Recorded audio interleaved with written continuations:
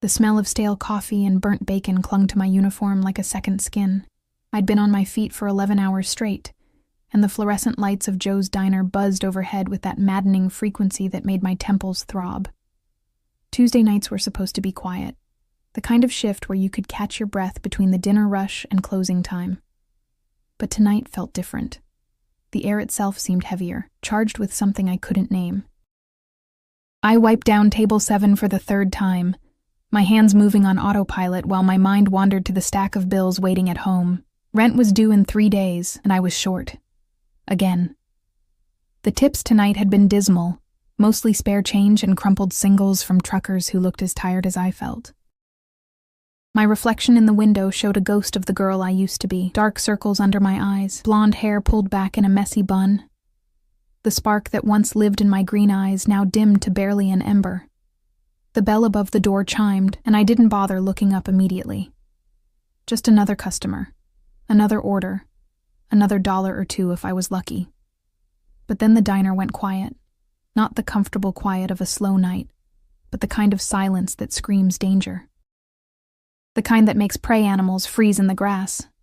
I looked up. 3 men walked in, but only one mattered. He moved like water, fluid and inevitable, dressed in a charcoal suit that probably cost more than I made in 6 months. Dark hair swept back from a face carved from marble, sharp cheekbones, a jaw that could cut glass, and eyes so dark they looked black in the harsh lighting, but it wasn't his looks that made my breath catch. It was the aura around him, an invisible force field that screamed power and danger in equal measure. Behind him, 2 men in dark suits flanked the entrance.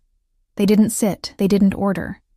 They just stood there like sentinels, hands clasped in front of them, eyes constantly scanning. One spoke quietly into his wrist, and I realized he was wearing an earpiece. The man in the charcoal suit chose a booth in the back corner, the one with a clear view of both entrances and no windows behind it. He moved with the economy of someone who'd calculated every step, every angle. As he slid into the seat, I caught a whiff of his cologne, expensive, woodsy, with an undertone of something darker. Leather, maybe, or gunpowder. Emma. Joe's voice cracked from the kitchen window, urgent and low. Table 12. Now. My heart hammered against my ribs as I grabbed a menu and a glass of water. My hands shook slightly, sloshing water over the rim.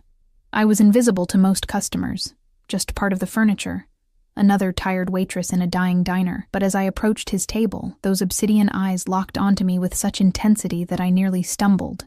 Good evening, I managed, my voice steadier than I felt.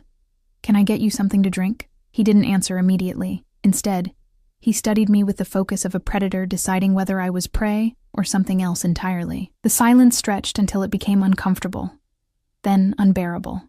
I was about to repeat myself when he spoke. Coffee. Black. His voice was low, smooth as aged whiskey, with an accent I couldn't quite place. Eastern European, maybe. Russian? I set down the water glass and turned to go, but his next words stopped me cold. What's your name? I glanced back, surprised. Customers didn't usually ask. To them, I was just waitress or honey, or more often than not, invisible. Emma. He repeated it slowly, like he was tasting each syllable. A good name. Classic. Something in the way he said it made my skin prickle. Not with fear exactly, but with awareness, like standing too close to a fire. The heat warning you that one step closer would mean burns you'd never recover from.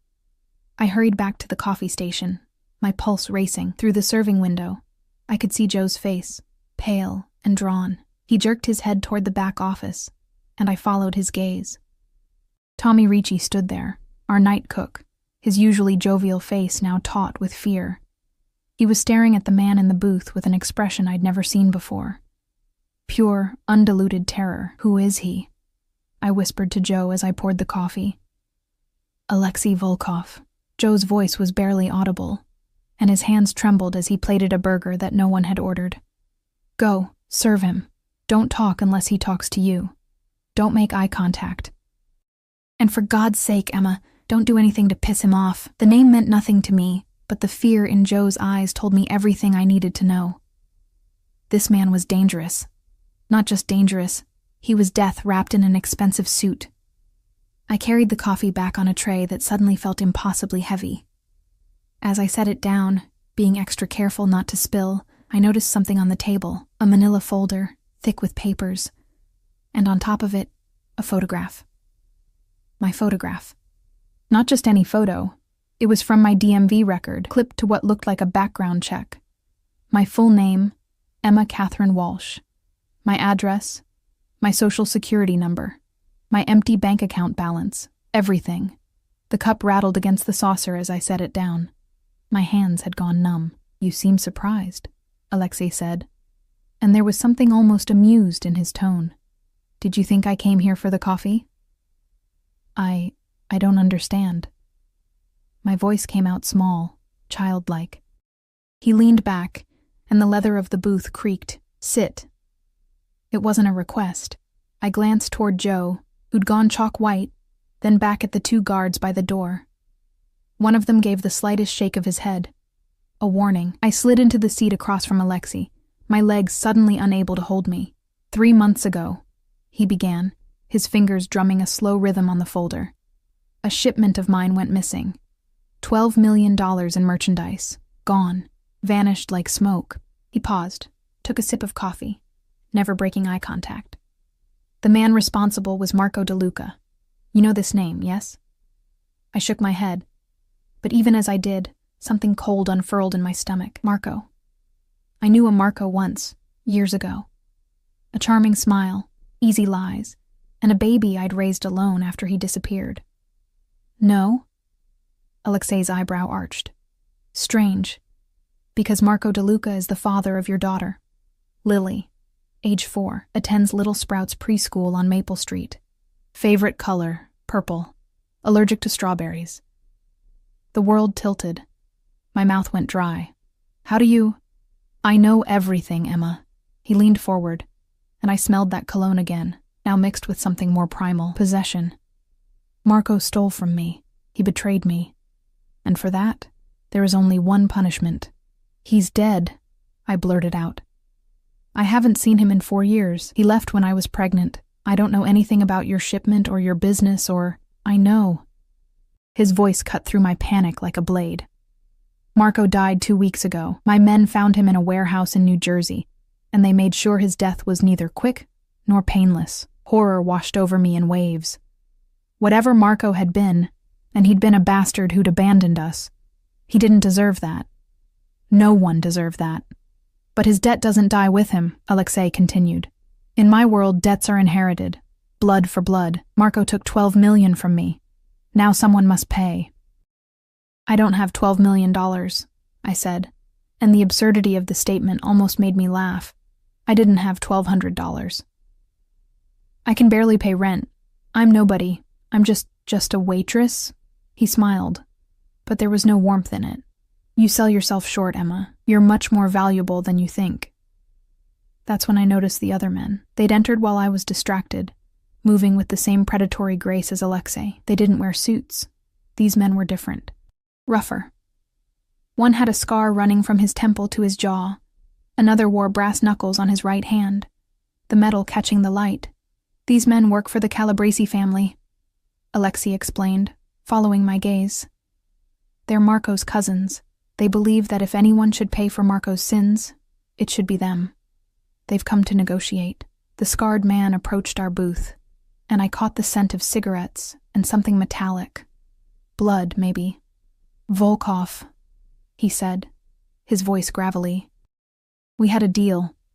Marco's slate gets wiped clean in exchange for information about the Kozlov shipment coming through the port next week. You get your revenge on them. We get peace.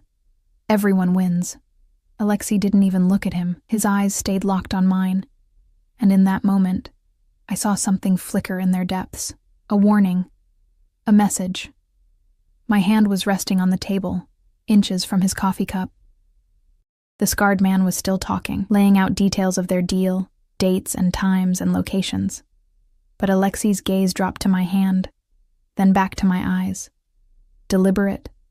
Intentional. He was telling me something. My heart pounded so hard I thought it might burst through my chest. Under the pretense of wiping a non-existent spill, I grabbed a napkin and my pen. My hand moved almost of its own accord, muscle memory from years of taking orders. I wrote quickly, barely glancing down, then folded the napkin and slipped it under Alexei's water glass. The deal is a trap. You're the one they want. I don't know how I knew. Maybe it was the way the scarred man's eyes kept darting to the guards by the door. Maybe it was the tension in the other men's shoulders, like coiled springs ready to snap. Maybe it was just instinct, the same instinct that had kept me alive through years of poverty and struggle, and men who saw me as nothing more than a warm body. But I knew. As surely as I knew my own name, I knew these men hadn't come to negotiate. They'd come to kill. Alexei's hand moved slowly, almost casually, as he reached for the water glass. His fingers brushed mine for half a second, a touch so brief it might have been an accident, except nothing about this man was accidental. He lifted the glass, took a long drink, and when he set it down, the napkin was gone, palmed with the skill of a magician. "Your offer is generous," Alexei said to the scarred man, his voice betraying nothing. "But I'll need more details. Meet me outside in 5 minutes. We'll discuss terms in private." The scarred man smiled, showing gold teeth. "Smart move, Volkov. Real smart." As the Calabrese men filed out, confidence in every step, Alexei's guard moved closer. He leaned down, and Alexei whispered something in rapid Russian. The guard's expression never changed, but he nodded once and touched his earpiece. Then Alexei turned to me, and what I saw in his eyes made my blood freeze. Not anger, not gratitude. Something far more dangerous, interest. "You just saved my life, Emma Catherine Walsh," he said softly. "And in my world, that creates a debt far more binding than money. You belong to me now." Before I could process his words, before I could run or scream or do anything at all, the front window of the diner exploded in a shower of glass. The world became a chaos of sound and sensation. Gunfire erupted like thunder, deafening in the confined space of the diner. I felt Alexei's hand clamp around my wrist with bruising force, yanking me down beneath the table as bullets tore through the air where my head had been seconds before. The vinyl booth seat above us exploded in puffs of foam and fabric. My scream died in my throat, strangled by pure terror. I'd never heard gunfire before, not real gunfire, not the kind that ripped through flesh and bone in dreams. The sharp crack of each shot was followed by the tinkling percussion of breaking glass, the meaty thud of bullets hitting walls, the splintering of wood. "Stay down!" Alexei's voice was sharp, commanding, cutting through my panic. His body covered mine, pressing me flat against the grimy diner floor that smelled of bleach and old grease. He was solid, warm, and in that moment, the only thing standing between me and death. His guards returned fire. The sound was deafening, impossibly loud. I could feel each shot reverberate through the floor, through my bones. Somewhere in the kitchen, Joe was screaming. Glass continued to shatter, the pie display case, the windows, the light fixtures overhead. Darkness descended in patches as the fluorescent tubes exploded. Through the gaps beneath the table, I could see feet. The Calabrese men had taken position outside, using parked cars as cover. Muzzle flashes lit up the night like demonic lightning. One of Alexei's guards went down with a grunt, his body hitting the floor 3 feet from where we huddled. Blood pooled beneath him, black in the dim emergency lighting, spreading like spilled oil. "The kitchen," Alexei said, his mouth close to my ear. His breath was hot against my skin. "When I move, you move, understand?" I couldn't speak, couldn't think. I just nodded, trembling so violently my teeth chattered. "Now!" He hauled me up, his arm an iron band around my waist, and we ran. I stumbled over broken glass, my shoes crunching on shards that glittered like diamonds. Another burst of gunfire followed us, and I felt the heat of a bullet pass so close to my face that it stirred my hair. The wall beside us exploded in a spray of drywall dust. We crashed through the kitchen doors. Tommy was huddled beside the industrial freezer, his arms wrapped around his head, rocking back and forth. Joe was on the phone, his voice high and panicked as he screamed their address to 911. Alexei's remaining guard, the one who'd been at the door, backed through the entrance, firing methodically, buying us seconds. His face was a mask of cold professionalism. No fear, No panic. Just training and lethal efficiency. "Dmitri!" Alexei barked something in Russian, and the guard nodded, ejecting an empty magazine and slamming in a fresh one with practiced ease. The back door. There was a back door that led to the alley where we took out the trash. I'd used it 1,000 times, propping it open with a brick. During smoke breaks I didn't take because I couldn't afford cigarettes. My mind latched onto this detail, this fragment of normalcy in the nightmare. "There's a back exit," I gasped, pointing with a shaking hand. Alexei's eyes found it immediately, calculating, assessing. He pulled a phone from his jacket, not a regular phone, something sleeker, military-looking, and spoke rapid-fire Russian. Then he grabbed my hand again, and we were moving. The alley was dark, lit only by a single flickering bulb that cast everything in sickly yellow. The smell hit me immediately, rotting garbage, urine, and underneath it all, the coppery tang of blood. Alexei pressed me against the brick wall, his body shielding mine, as Dmitri covered the door we'd just come through. The gunfire inside had stopped. The silence was somehow worse than the chaos. "They'll come through in 30 seconds, Dmitri said in accented English. "We need the car." "It's 3 blocks north," Alexei replied, his voice tight with controlled anger. "We were compromised before we arrived. Someone knew I'd be here." His eyes cut to me, and I saw the question forming, but before he could ask, headlights blazed at the mouth of the alley. An SUV, massive, black, with windows so dark they looked like mirrors, screeched to a halt. The back door flew open. "Boss, now!" We ran. My legs burned, my lungs screamed, but Alexei's hand in mine was an anchor, pulling me forward. Behind us, the diner's back door crashed open. Shouts in Italian, more gunfire, the bullets sparking off the metal dumpster we'd just passed. Dmitri turned, firing back, walking backward with impossible calm. One of the Calabrese men dropped, clutching his leg.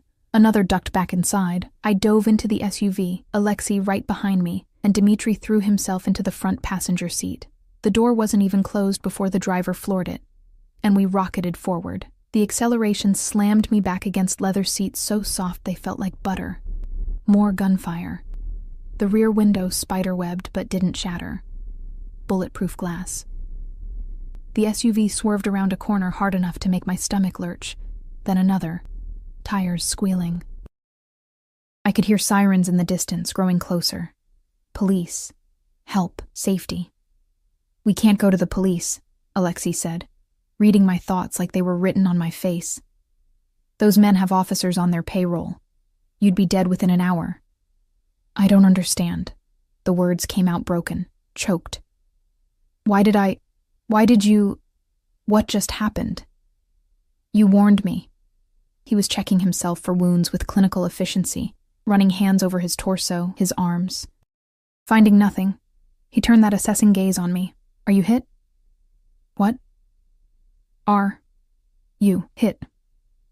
Each word deliberate, patient. I looked down at myself as if seeing my body for the first time. My uniform was torn, covered in dust and God knew what else, but I didn't feel pain, didn't see blood. "No, I don't think so." "Good." He pulled off his jacket and draped it over my shoulders.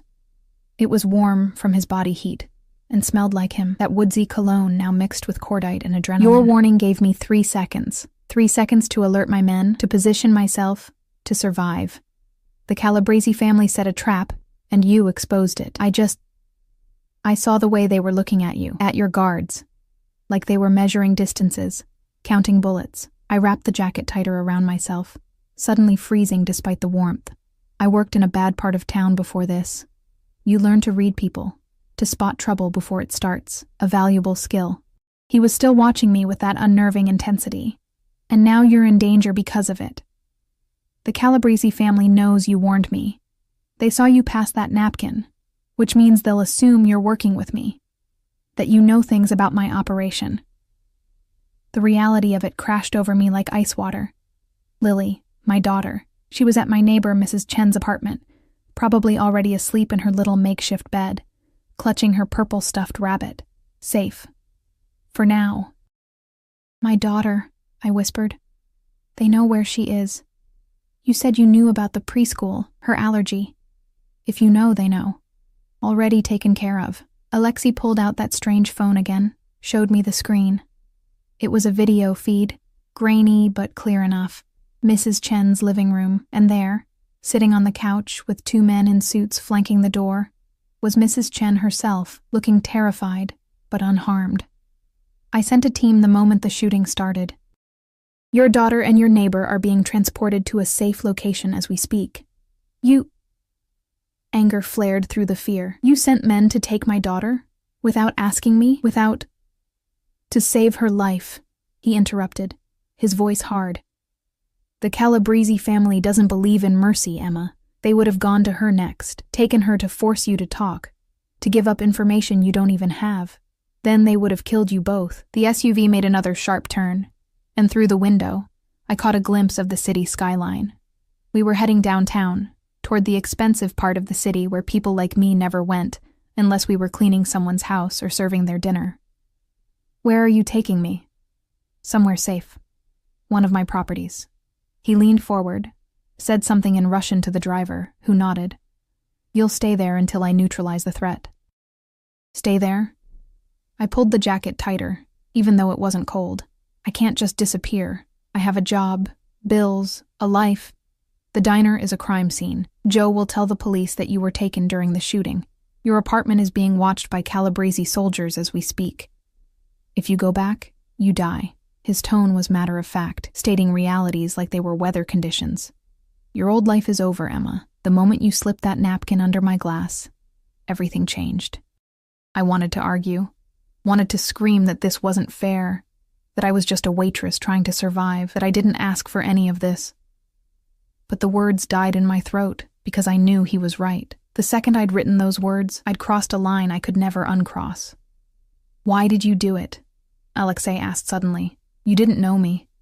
Had no reason to trust me or care if I lived or died. You could have stayed silent, served your coffee, collected your tip. Instead, you risked everything to warn a stranger. Why? I thought about it, trying to understand my own actions. Those men, the Calabrese family, they looked at you like you were already dead. Like it was done, decided. And maybe you're a bad man. Maybe you've done terrible things. But I met his eyes. Those black depths that revealed nothing and everything. Nobody deserves to be ambushed like that. To die without even knowing it's coming. Something flickered across his face. Not quite a smile, but close. You have a kind heart, Emma Walsh.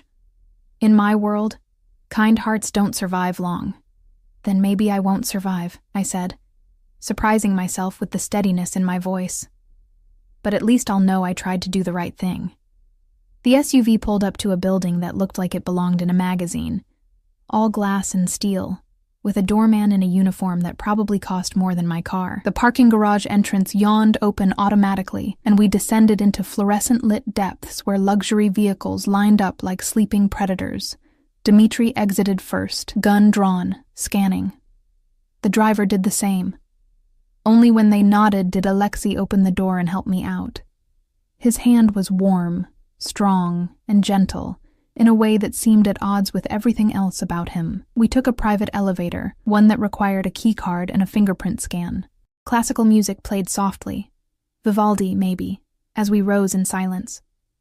I watched the numbers climb. 10, 15, 20, 25. The elevator didn't stop until 30, the penthouse level. The doors opened directly into an apartment that took my breath away. Floor-to-ceiling windows overlooked the city, a carpet of light spreading to the horizon. The furniture was minimalist, but clearly expensive, all clean lines and rich materials. Art hung on the walls, pieces I vaguely recognized from museums I'd visited on free admission days, but I barely processed any of it, because standing in the living room, flanked by two female guards who looked like they could break me in half, was Lily. Mommy! She ran to me, her purple pajamas askew, her stuffed rabbit clutched in one hand. I dropped to my knees and caught her, pulling her against me so hard she squeaked. Baby, baby, it's okay. I'm here. I buried my face in her hair, breathing in her familiar scent. Baby shampoo, and the faint sweetness of the apple juice she loved. She was warm, solid, real, safe. "The nice ladies said we're having a sleepover," Lily said, pulling back to look at me with eyes so green they mirrored my own. "Is this our new house? It's really big, Mommy." I looked up at Alexei, who stood framed against those massive windows, backlit by the city lights. In that moment, he looked less like a man and more like a dark angel. Beautiful, powerful, and utterly terrifying. "For now," I told my daughter, smoothing her hair back. "Just for now, sweetheart." But as Alexei's eyes met mine, I saw the truth he didn't need to speak. Nothing about this would be temporary. I had saved his life, and in doing so, I'd bound myself to him in ways I was only beginning to understand. The debt he spoke of wasn't just words. It was a chain, invisible but unbreakable, linking my fate to his. And somewhere in the night, the Calabrese family was planning their revenge. I woke to sunlight streaming through windows I didn't recognize, in a bed so soft it felt like floating on clouds. For one disoriented moment, I thought I'd dreamed everything: the gunfire, the blood, the man with eyes like midnight who'd turned my world inside out. Then I heard Lily's laughter drifting from somewhere beyond the bedroom door, and reality crashed back with suffocating weight. The bedroom was enormous, decorated in shades of cream and gold. My clothes from last night, stained and torn, had been replaced with items laid out on a chair. Designer labels I recognized from magazines, a silk blouse that probably cost more than my monthly rent, jeans that fit perfectly when I pulled them on, like someone had measured me while I slept. That thought made my skin crawl. I found Lily in the kitchen, or what passed for a kitchen in this palace. All marble countertops and gleaming appliances, with a breakfast spread that could have fed 20 people. She sat at the island, swinging her legs, while one of the female guards from last night placed a plate of pancakes in front of her. The woman's severe features softened slightly as Lily beamed up at her. "Mommy, Katya makes pancakes shaped like bunnies, look." The guard, Katya, nodded to me. She was tall, blonde, with the kind of muscle definition that spoke of hours in a gym and maybe a military background. But her eyes, when they met mine, weren't unkind, just watchful, always watchful. "Good morning, Ms. Walsh," she said in lightly accented English. "Mr. Volkov asked me to inform you that he'll return this afternoon. He's handling business related to last night." Business. Such a sanitized word for what was probably violence and bloodshed. "Where's Mrs. Chen?" I asked, pouring myself coffee from a pot that probably cost more than my car. "She was returned to her apartment this morning with compensation for her trouble. Mr. Volkov's men will maintain surveillance on her building to ensure her safety." Katya moved efficiently, clearing dishes, wiping down counters. She was quite concerned about you and the little one. I sank onto a stool beside Lily, watching her demolish pancakes with the single-minded focus only a 4-year-old could achieve. In her world, this was an adventure. A sleepover in a fancy house with nice ladies who made bunny pancakes. She didn't understand that we were prisoners here, protected but trapped, like birds in a gilded cage. The metaphor wasn't lost on me. Last night, Alexei had said I belonged to him now. I'd thought it was just words, dramatic pronouncements born from adrenaline and near-death experience. But looking around at this beautiful prison, at the guards stationed at every exit, I realized he'd meant it literally. "Can we go home today?" Lily asked, syrup coating her chin. "I want to show Bunny my room." "Not today, baby."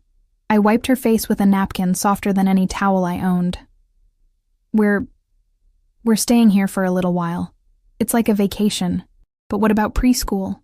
Miss Jenny will miss me. I'm sure she will." I forced brightness into my voice, though inside I was calculating. How long could I keep up this charade? How long before Lily started asking harder questions? But sometimes we have to take breaks. It'll be fun, you'll see. The morning crawled by. Katya showed us around the penthouse.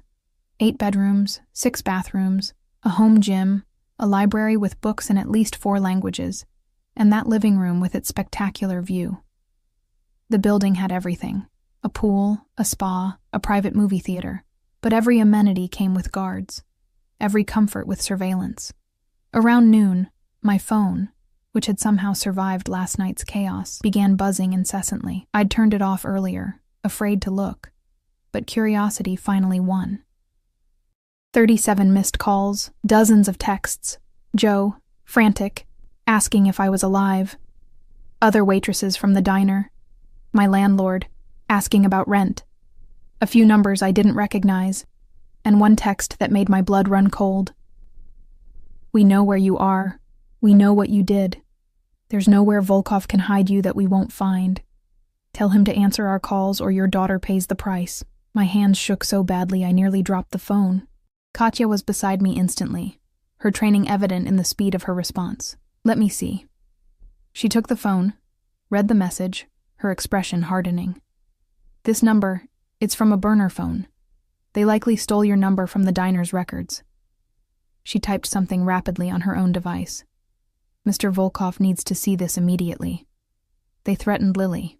My voice came out flat, emotionless. Shock, probably. They threatened my daughter. They're trying to frighten you. Katya's tone was matter-of-fact. But you're safe here. This building has security systems that most government facilities would envy. The Calabresi family is desperate, which makes them dangerous but also sloppy. Lily was in the library, absorbed in a picture book, blissfully unaware.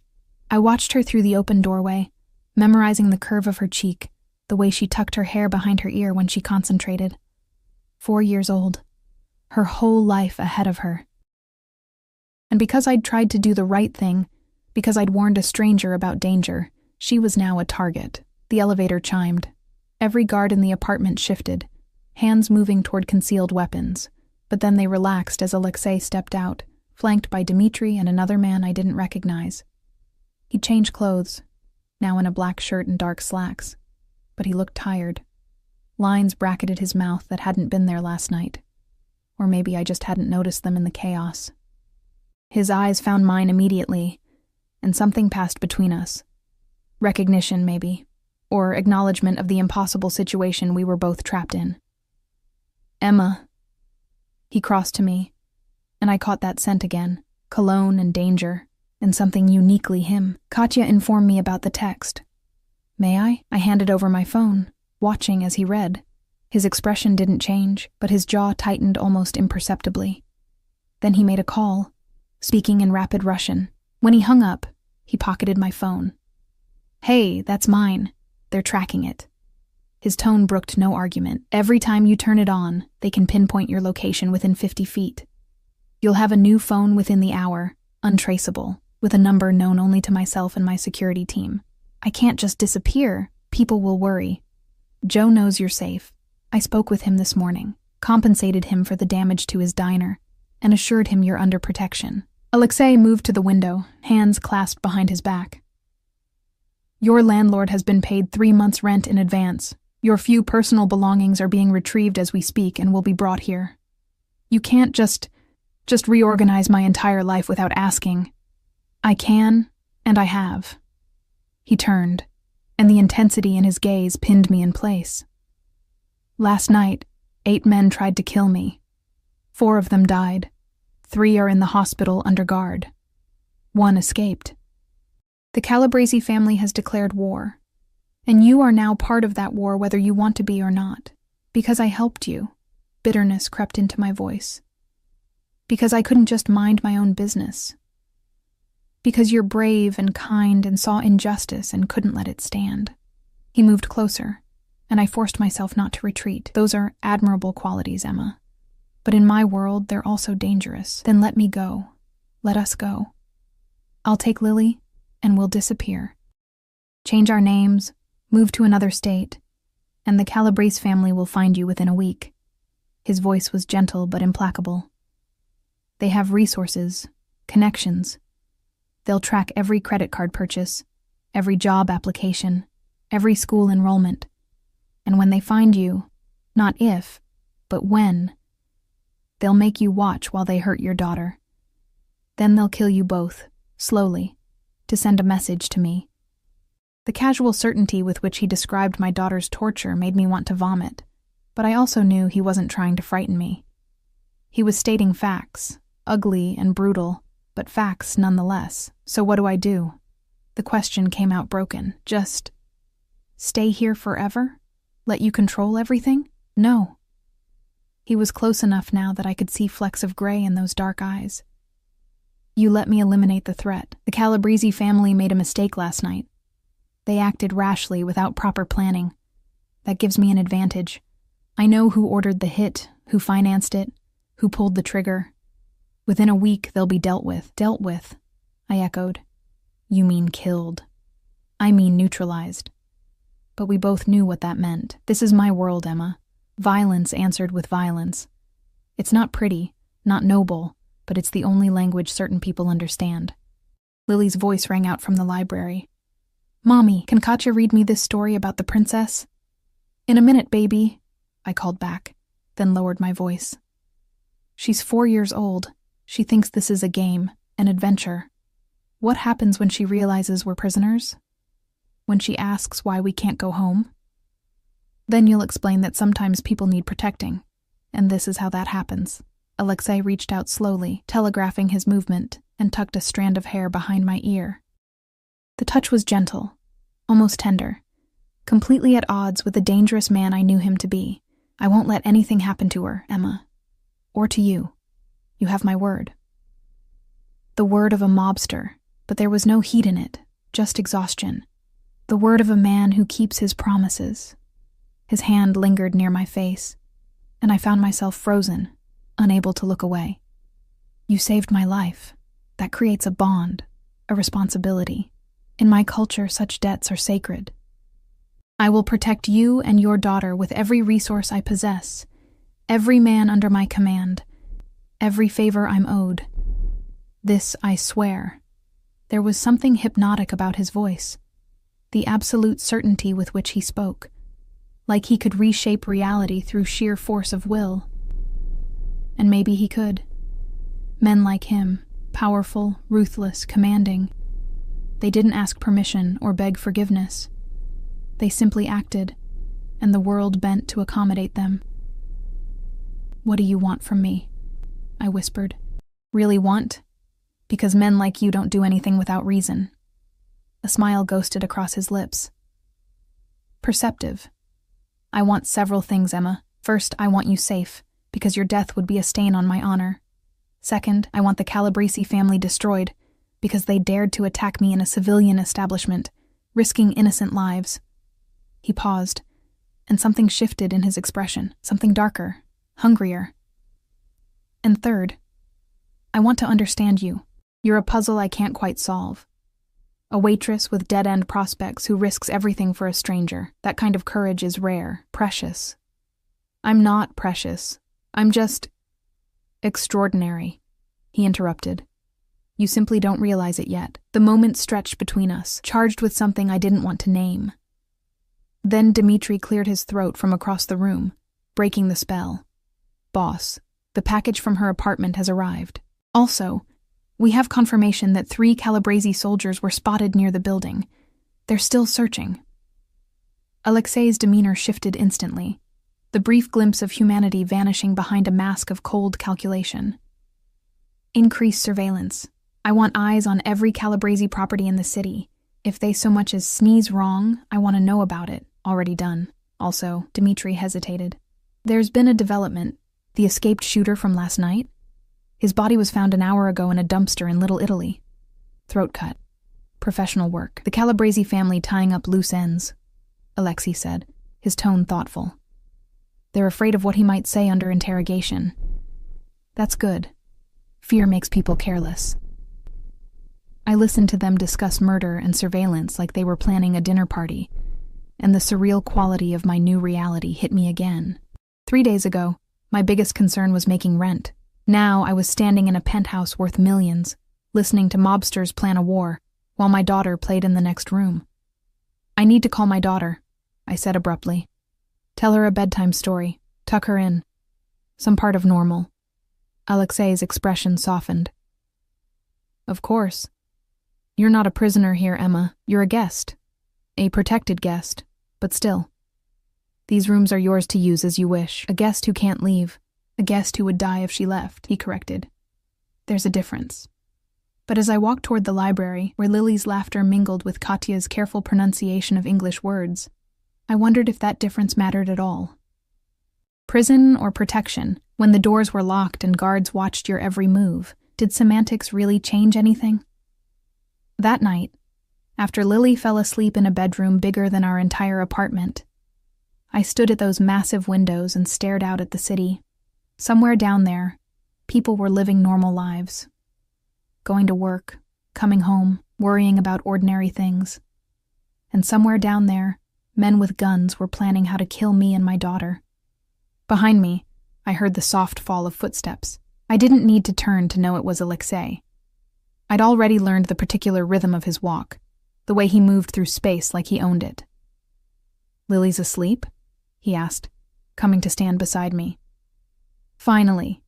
She wanted to know when we could go to the park. I laughed, but it came out bitter. I told her soon, lying to my daughter. That's new. Necessary lies to keep her happy and safe. He stood close enough that I could feel the warmth radiating from him. "In a few days, when things settle, I'll arrange for the park, the entire park, reserved for a private event. She can play while my men secure the perimeter." "That's insane. That's my life." He was quiet for a moment. "And now it's yours too. I'm sorry for that." The apology surprised me. "Are you? Really? I'm sorry you were dragged into this world, but I'm not sorry you saved my life." He turned to face me fully. "I've lived a long time surrounded by people who want something from me. Power, money, protection, favors. You're the first person in years who gave me something without asking for anything in return. Maybe I'm just stupid. No." His hand came up, fingers ghosting along my jaw. "You're everything but stupid. Naive, perhaps.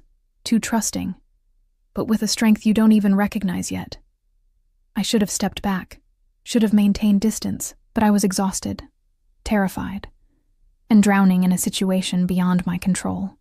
His touch was warm, solid, anchoring, and against all logic, all reason, I leaned into it. "This is crazy," I whispered. "All of this." "Welcome to my world, Emma Walsh," he murmured, "where nothing is simple and everything has a price." Outside, the city sparkled with 10,000 lights, and in the reflection of the glass, I saw us standing together, the waitress and the mobster, bound by blood and violence and a debt neither of us had chosen. Tomorrow, he'd said, he would start dismantling the Calabrese family. Tomorrow, I'd have to figure out how to survive in this new reality. But tonight, just for a moment, I let myself pretend that the warm hand on my face belonged to someone safe, someone good. Even though I knew better. The next 3 days blurred together in a strange cocktail of luxury and terror. Lily adapted with the easy resilience of childhood, treating the penthouse like an elaborate playground. She learned to say good morning in Russian from Katya, ate meals prepared by a chef who appeared twice daily, and spent hours in the library with picture books worth more than I'd earned in a year. I, on the other hand, felt like I was slowly suffocating. Alexei came and went at odd hours, always surrounded by his guards, always with that phone pressed to his ear. Sometimes I'd wake at 3 a.m. to the murmur of Russian in the living room, urgent conversations that ended with sharp commands. He never told me details, but I could read the progression in his face, the tightness around his eyes easing, the set of his shoulders relaxing incrementally. He was winning his war. On the 4th morning, I found him in the kitchen before dawn, staring at a laptop screen with such intensity I almost turned around. But he'd already sensed my presence, looking up with those dark eyes that seemed to see straight through me. "You're awake early," he said, closing the laptop with a decisive click. "Couldn't sleep." I poured coffee, grateful for something to do with my hands. Lily had a nightmare about monsters. Took me an hour to convince her they weren't real. But they are real. His voice was soft, almost sad. Just not the kind hiding under beds. I leaned against the counter, wrapping both hands around the warm mug. He looked different in the early morning light filtering through those massive windows. Younger, somehow, though no less dangerous. His shirt was wrinkled, sleeves rolled up to reveal forearms corded with muscle and marked with scars, a life written in violence on his skin. "Is it done?" I asked. "The Calabrese family?" "Almost." He stood, moving to pour his own coffee. 3 of their top lieutenants are dead. Their weapon shipments have been intercepted. Their drug operations are in shambles. The family head, Antonio Calabrese, is trapped in his compound in Jersey. watching his empire crumble. He took a sip, eyes never leaving mine. By this time next week, they'll be irrelevant, and the threat to us, neutralized. He set down his cup, moved closer. Antonio's own men are turning on him, offering me information in exchange for mercy. The family is cannibalizing itself. They have no resources left to hunt you.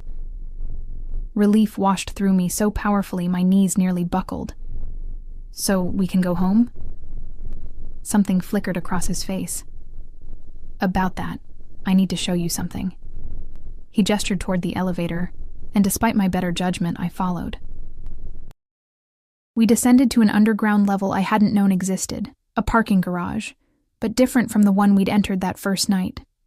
This one was smaller, more secure, with only a handful of vehicles, all black, all expensive, all bulletproof, probably. Dmitri waited beside a SUV, his ever-present stoicism somehow comforting in its consistency. He nodded to Alexei, handed him a tablet, then opened the vehicle door. "Where are we going?"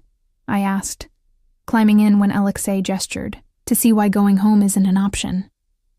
The drive took 20 minutes through morning traffic. I watched the city pass by through tinted windows, seeing but unseen, protected but isolated. We pulled up across the street from my apartment building, a sagging 3-story structure with peeling paint and a front door that never quite closed all the way. "Look at the second-floor window," Alexei said, handing me a pair of binoculars, third from the left. I raised them with shaking hands. My apartment. My home.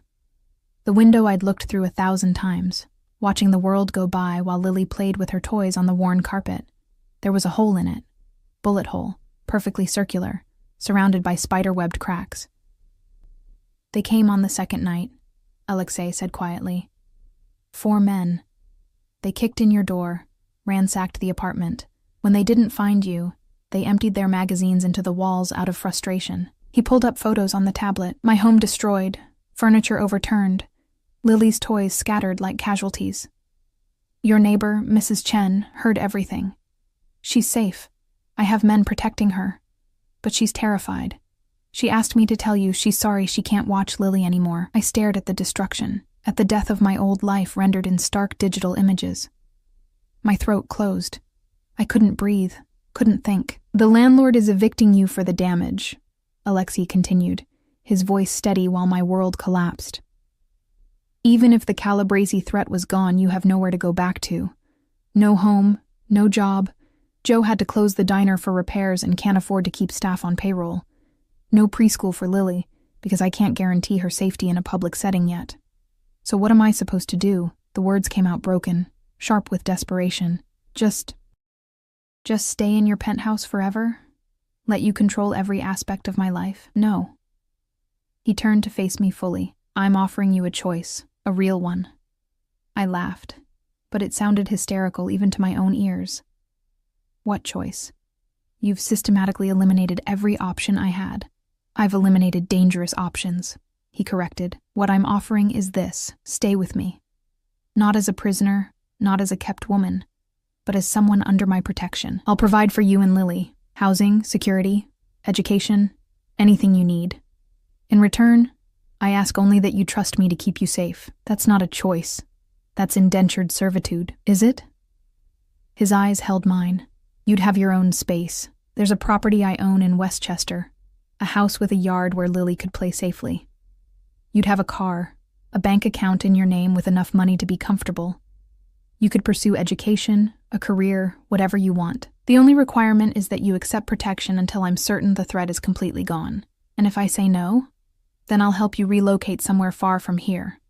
New identities, a fresh start. But you'll be on your own. And if the Calabrese family or their allies find you..." He didn't finish the sentence. He didn't need to. I looked back at my destroyed apartment, at the bullet hole that could have been in Lily's head if we'd been home that night. Everything I'd worked for, every sacrifice I'd made to build even this meager life, gone, obliterated in one night of violence that stemmed from my own choice to help a stranger. "Why?" I asked, my voice small. "Why do this? You said the debt was paid, that I saved your life and you protected mine. We're even." "We're not even." He reached out, turned my face toward him with gentle fingers. You gave me something I haven't had in 15 years, Emma. A reason to believe that goodness still exists in this world, that someone can act without ulterior motives, can risk everything for a stranger simply because it's right. His thumb traced my cheekbone, and I shivered. That's worth more than protection. That's worth everything. The intensity in his eyes was overwhelming. Not just desire, though I'd seen that flicker there too in unguarded moments, but something deeper. Reverence almost. Like I was precious. Valuable in a way that had nothing to do with money or power. I don't understand you, I whispered. You're a criminal. You've killed people. Destroyed lives. How can someone like that care about goodness? Because I know exactly what I am, he said simply. I've made peace with my sins, with the blood on my hands, but that doesn't mean I don't recognize purity when I see it, or that I don't want to protect it, even if I can never possess it myself. I'm not pure. I'm just a single mother trying to survive. You're a woman who saw evil and chose to fight it, despite knowing it could destroy you. That's the definition of courage. His hand dropped, and I felt the loss of warmth immediately. Take time to think. There's no rush. The Calabrese threat will be resolved within days, but you're welcome in my home for as long as you need. The drive back was silent. I stared out the window, watching the city morph from my neighborhood, rough, struggling, real, to his world of glass towers and luxury cars, two different universes, and somehow I'd fallen between them. Lily was eating breakfast when we returned, chattering to Katya about a dream she'd had where she could fly. She looked happy. Safe. She'd never known we were in danger, never knew that men had stood in our apartment and fired bullets into walls where her drawings hung. Mommy! She scrambled down from her chair and launched herself at me. Katya says we might go to the park today. Can we, please? I looked at Alexei, who nodded. The park has been secured. My men have swept it twice. She'll be safe. The park. Such a normal thing. Such an impossible luxury. An entire public space made private. Just so my daughter could play without fear. It should have felt wrong, this display of excessive power. Instead, it felt like a gift. Yes, baby, I said, holding her tight. We can go to the park. Her delighted squeal made something in my chest crack. When was the last time I'd been able to give her something that made her this happy? When was the last time I'd had the resources to do more than barely survive? The park was empty except for us and the shadows. Guards positioned strategically, trying to be invisible but ever present. Lily played on swings that had been recently inspected for safety, slid down slides that had been wiped clean that morning. She ran through grass that someone had manicured to perfection, laughing with pure joy. And I sat on a bench beside Alexei, watching her play, feeling the surreal weight of this new reality. She's happy, he observed, his gaze following Lily's movements with unexpected gentleness. She's 4. She doesn't understand that this isn't normal. Maybe normal is overrated. He leaned back, arms spread along the bench back. His hand was close enough to touch, and I was hyper-aware of the small distance between us. I grew up in poverty in Moscow. Watched my mother work 3 jobs just to keep us fed. Joined the Bratva when I was 14 because it was the only way to survive. He was quiet for a moment. I did terrible things to climb where I am now. Things that would horrify you. But I did them, so I'd never be powerless again. Never have to watch someone I care about suffer because I couldn't protect them. Is that supposed to make me feel better about taking your help? No. It's supposed to help you understand that I know what it's like to struggle, to sacrifice everything for someone you love. You've been doing that for Lily her entire life. Maybe it's time to let someone else carry some of that weight, Lily called out, waving from the top of the climbing structure. I waved back, my heart in my throat at how high she was, how far she could fall. But Katya was there, watchful, ready to catch her if needed. I can't be what you want, I said quietly. I don't belong in your world. I don't want you to be anything other than what you are. His hand moved, covering mine where it rested on the bench. His touch was warm, solid, anchoring. I'm not asking you to be my mistress or my possession. I'm asking you to let me protect you while you figure out what you want your life to be. And if what I want is to leave, then I'll help you leave. with enough money to start over safely. His fingers tightened slightly, but I hope you'll stay.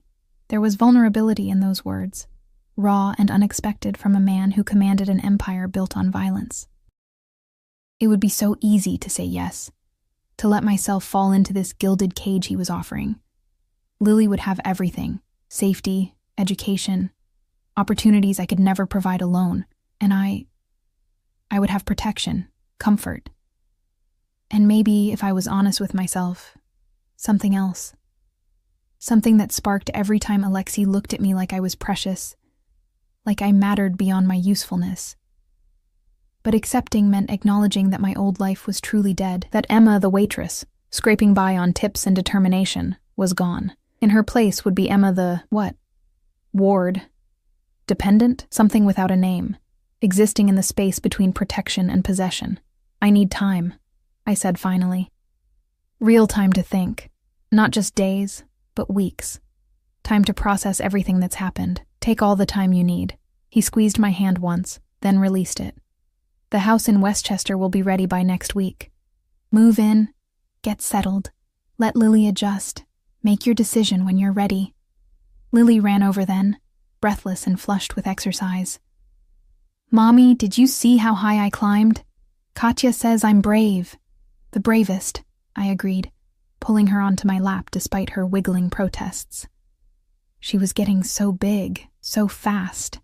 Already she was losing that baby softness, becoming a little girl with opinions and dreams and a future I desperately wanted to secure. That night, after Lily fell asleep clutching her rabbit, I stood at those windows again. My reflection stared back, tired eyes, worry lines I didn't used to have, hair that needed cutting. Behind me, the reflection showed Alexei in the doorway, watching me with that intense focus that both thrilled and terrified me. Penny for your thoughts, he said softly. I was thinking about choices, I replied. How sometimes the right choice and the safe choice aren't the same thing. How sometimes there are no good options, just less terrible ones. He came to stand beside me, close enough that I could feel his warmth. And which is this? Right or safe? I don't know yet. I turned to face him, and in the dim light, he looked almost human, not a mobster or a killer, just a man with shadows in his eyes and scars on his soul. But I'm starting to think maybe they're the same thing. Maybe you're both my greatest danger and my only safety. A paradox, he murmured, and his hand came up to cut my face. But then, so are you. Fragile but unbreakable. Innocent but wise. You don't fit into any category I understand. Maybe that's good. Maybe we both need something we don't understand. He leaned closer, and my breath caught. This was a line. A boundary that once crossed would change everything. His lips were inches from mine, his breath warm against my skin. I could smell his cologne, feel the barely leashed power in his body. Emma, he whispered. My name a question and a prayer, and against all logic, all reason, all my screaming instincts that said this man was danger incarnate, I closed the distance. The kiss was gentle at first, questioning. But then his hand slid into my hair, and mine fisted in his shirt. And gentle became desperate. He tasted like coffee and something darker, something addictive. His body was hard against mine, all muscle and restrained violence, but his touch remained careful, reverent, like I might shatter if he held too tight. When we finally broke apart, both breathing hard, he pressed his forehead to mine. This complicates things, I said, voice shaky. Everything about you complicates things, but he was smiling. A real smile that transformed his face into something beautiful, but I find I don't mind. Outside, the city sparkled. Inside, in this moment between danger and safety, between one life ending and another beginning, I let myself believe that maybe, just maybe, I'd made the right choice after all. Even if I still didn't fully understand what that choice meant, the house in Westchester was nothing like I'd imagined. Not a cold mansion or sterile safe house, but an actual home. Colonial style with blue shutters, a wraparound porch, and a yard big enough for Lily to run wild. Apple trees lined the property, their branches heavy with fruit that would ripen by fall. Through the windows, I could see hardwood floors, a fireplace, rooms filled with natural light. It's too much, I said for the third time, as Alexei carried boxes from the SUV. His men had retrieved what little survived from my apartment: some clothes, Lily's toys, a few photographs. Everything else was new, purchased without my input, but somehow exactly what I would have chosen. "It's adequate," he replied, setting down a box labeled kitchen in Katya's neat handwriting. He'd rolled up his sleeves against the late August heat, and I tried not to stare at the play of muscles in his forearms. "You and Lily deserve space, safety, a place that's yours. But it's not mine. It's yours." He turned, and something in his expression made my breath catch. "The deed is in your name, Emma. The house, the car in the garage, the bank account, all of it. If you decide tomorrow to disappear, it's all yours to keep or sell as you choose." I stared at him, uncomprehending. "Why would you do that?" "Because I don't want you staying out of obligation or fear." He stepped closer, and even after 2 weeks of stolen kisses and careful touches, my heart still raced when he looked at me like that, like I was the answer to a question he'd been asking his whole life. "I want you to stay because you choose to, because you want to." Before I could respond, Lily's voice rang out from upstairs. "Mommy, my room has a window seat. Come see." The tour of what was apparently now my house took an hour. 3 bedrooms, 2.5 baths, an office I could use for something. I still didn't know what I wanted to do with my life, now that survival wasn't consuming every thought. The kitchen was a chef's dream, all granite counters and professional appliances, nothing like the hot plate and mini fridge I'd made work for years. By evening, we'd unpacked enough to be functional. Lily fell asleep almost immediately, exhausted from exploring every corner of her new domain. I found Alexei on the back porch, watching the sunset over the property. His guards were positioned around the perimeter, discreet but present, a reminder that this peace was maintained through constant vigilance. "Coffee?" I offered, handing him a mug. "Thank you." His fingers brushed mine as he took it, a touch that lingered just long enough to be intentional. "How are you feeling?" "Overwhelmed, grateful, terrified." I sank into the chair beside him, all of it at once. "The Calabresi situation is resolved," he said quietly. "Antonio surrendered yesterday. His family has been absorbed into other organizations or fled the city entirely. The contract on you has been rescinded, witnessed by the commission. You're officially safe." The words should have brought relief. Instead, I felt oddly hollow. "So this is it? Your obligation is fulfilled." "My obligation was fulfilled 2 weeks ago when I neutralized the immediate threat." He set down his mug, turned to face me fully. "Everything since then, this house, the protection, the time together, that's been my choice, not obligation." "Why?" The question that had haunted me since that first night. "I'm nobody. A waitress with a kid and debts and nothing to offer someone like you." "You're wrong." His voice was low, intense. "You offered me something I thought was lost forever. Proof that goodness still exists. That people can act with courage and compassion even when it costs them everything." He reached out, tucked a strand of hair behind my ear with fingers that had killed, but touched me with such gentleness. "I've spent 15 years surrounded by people who want something from me.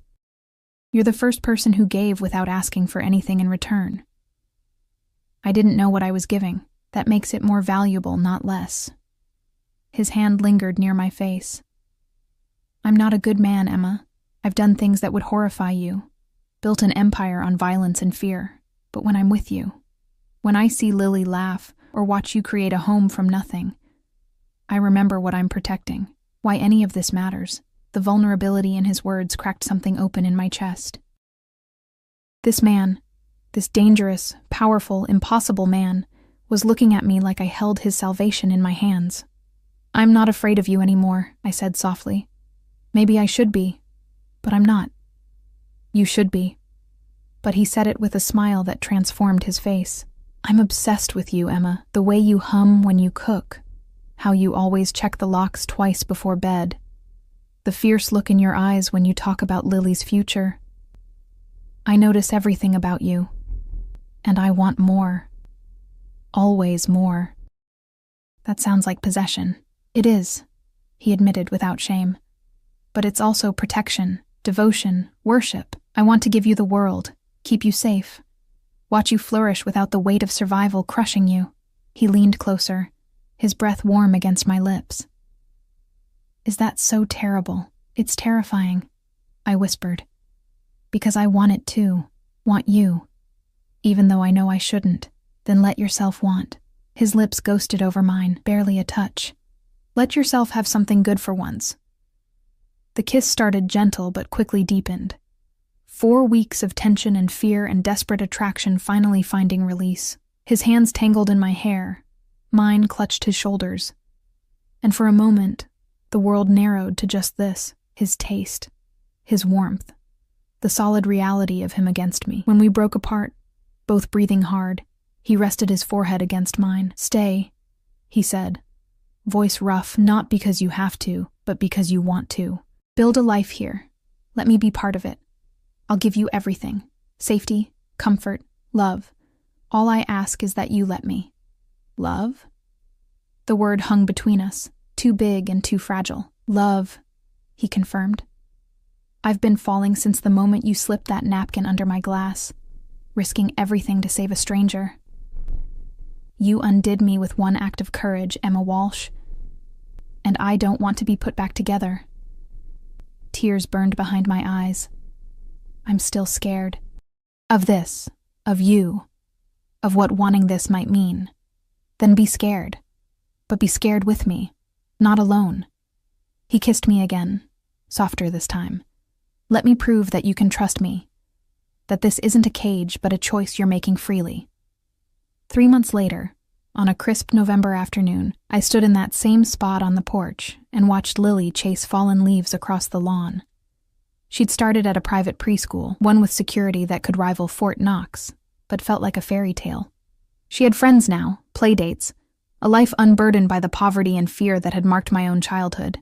The diner money I'd saved for years, all $347, sat untouched in my new account, a reminder of who I'd been, but surrounding it was enough money to never worry again, deposited monthly by Alexei with the casual generosity of someone for whom wealth was just numbers on a screen. I'd enrolled in online classes, working toward a degree in early childhood education. Maybe I'd open a preschool someday, create a space where kids like Lily, kids from hard places, could feel safe and valued. Alexei had just nodded when I told him, then donated enough to fund the entire program for a decade. He still came and went at odd hours, still had that phone pressed to his ear, still disappeared for days handling business he never detailed. I didn't ask. Some walls were meant to stand, some boundaries to remain uncrossed. I knew what he was, what he did, and I'd made peace with loving a man who existed in shadows, because I did love him, somewhere between fear and safety. Between captivity and freedom, I'd fallen completely. He was possessive, overprotective, controlling in ways that should have suffocated. But he was also gentle with Lily, patient with my fears, and looked at me every single day like I'd hung the moon. "Mommy, watch," Lily called, attempting a cartwheel that ended in a giggling heap. "Beautiful, baby," I called back, just as arms wrapped around me from behind. "She's getting so big," Alexei murmured against my neck, his warmth seeping into me. "Soon she'll be running the world, with your encouragement probably." I leaned back into him, marveling at how natural this felt. How right. "You spoil her. I spoil you both." His lips found the sensitive spot below my ear. "It's my privilege." Inside, dinner waited. A meal I'd cooked in that dream kitchen, using skills I was finally learning now that cooking wasn't just about survival. Katya had gone home for the day, leaving us truly alone for the first time in weeks. The security system was state-of-the-art, the perimeter secured, but inside these walls, we were just a family. A strange family, built from violence and chance, and one desperate act of courage. But family nonetheless. "I have something for you," Alexei said after dinner, after Lily had been bathed and storied and tucked into bed with her purple rabbit. He pulled a small box from his pocket, and my heart stuttered.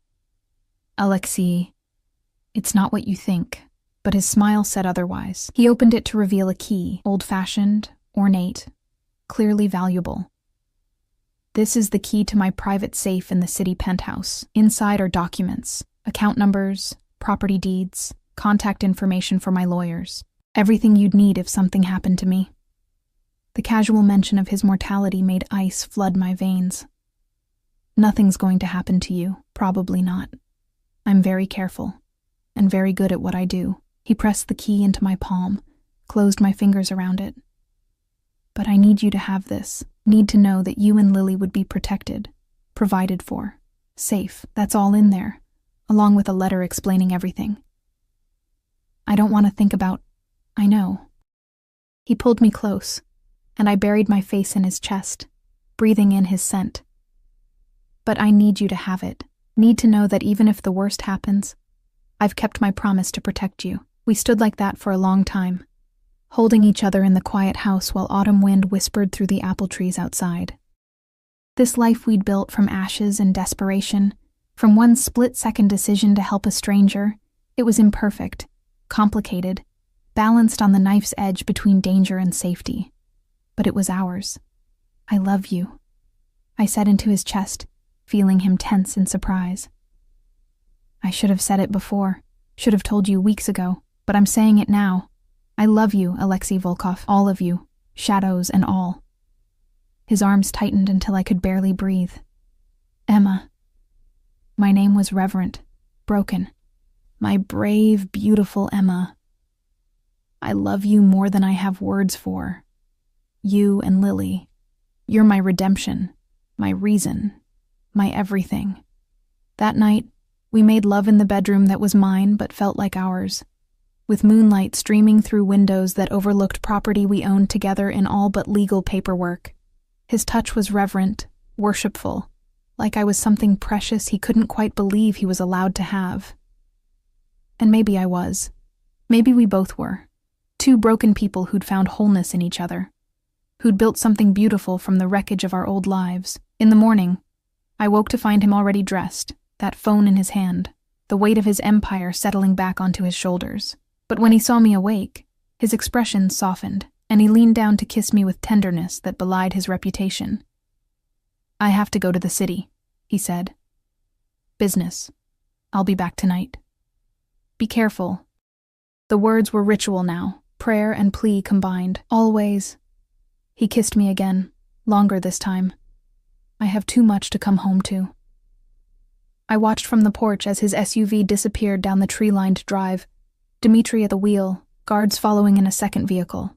The familiar clench of fear tried to take hold, but I pushed it back.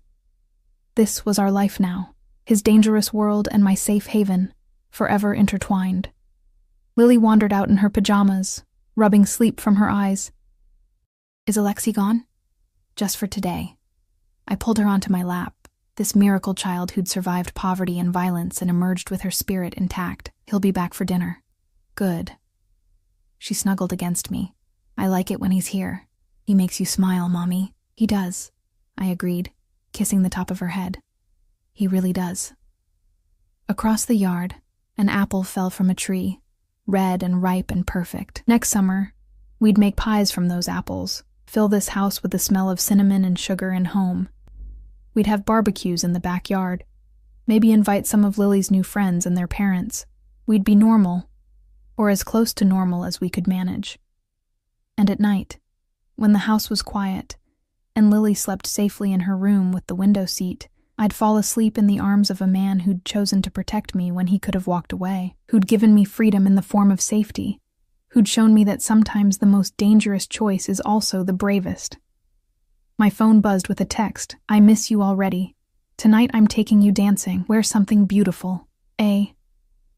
I smiled, warmth flooding through me. Dancing. Something frivolous and normal and perfect. I texted back, "I'll be ready. Love you." His response was immediate. "I love you more. Always." Lily tugged on my sleeve. "Mommy, can we make pancakes? The bunny kind?" "Of course, baby." I stood, scooping her up despite her protests that she was too big to be carried. "Whatever you want." Inside our home, our real home, built on second chances and impossible choices, we made pancakes shaped like bunnies. And when they were done, golden and perfect, I looked around at this life I'd fallen into and felt nothing but gratitude. I'd walked into a diner for a shift that should have been like any other. Instead, I'd walked into destiny, into a love story written in bullets and blood and fierce protection. I'd saved a man's life, and in doing so, he'd saved mine. Not from death, but from merely surviving. Now finally I was living, and it was more beautiful than I'd ever dared to dream.